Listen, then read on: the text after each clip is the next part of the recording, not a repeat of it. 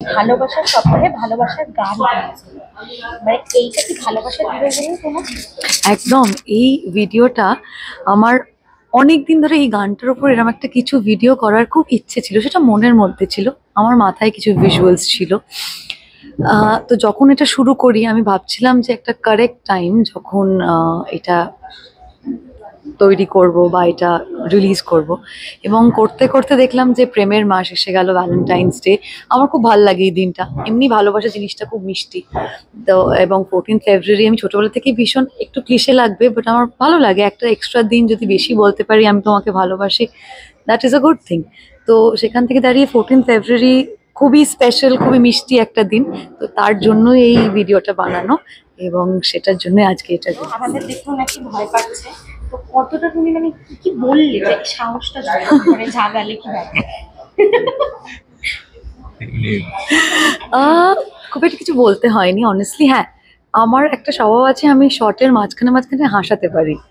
মানুষে যখন খুবই কোনো, আমায় যদি এখন গান গাইতে বলা হয়, আমি প্রচণ্ড ঘেমে নিয়ে একটা নার্ভাস হয়ে ঘেটে যাব। তো এটা আই ক্যান আন্ডারস্ট্যান্ড যারা কখনো হয়তো ওভাবে ক্যামেরা ফেস করেনি, যদিও he has never given me that vibe যে কখনো ক্যামেরা ফেস করেনি। কিন্তু আমি যদি কি করে এটা বের করি, মানে বের করাই অন স্ক্রিন, তাহলে আমি ওই শর্টের মাঝে মাঝে এমন কিছু বলতে থাকি যে জন্য হাসে আর শর্টটা হয়ে যায়। আর সাথে সাথেই দাদা তখন বলছিল যে এখন সাইক্লিং করাটা শুরু করেছে, এটাও কি তুমি বলেছো? বলেছি, কিন্তু ওটা ওই মাসে একদিনই হয়, মানে ওটা ওটা একটা বলেছে, কিন্তু প্রতিদিনই বলে যে আমি করব কাল থেকে। এই কালের জন্য আমিও অপেক্ষায় আছি।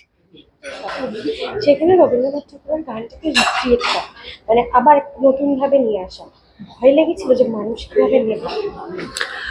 এই ভয় তো প্রতি মুহূর্তেই আছে, এবং মানুষ এই মুহূর্তে দাঁড়িয়ে যতটা জাজমেন্টাল, সব কিছুতে একটা তির্যক মন্তব্য তো থাকেই।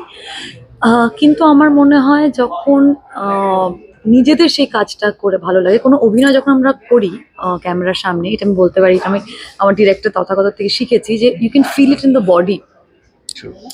তো নিজের যদি করে মনে হয় আমি ভালো করেছি, তাহলে আমি ভালো করেছি।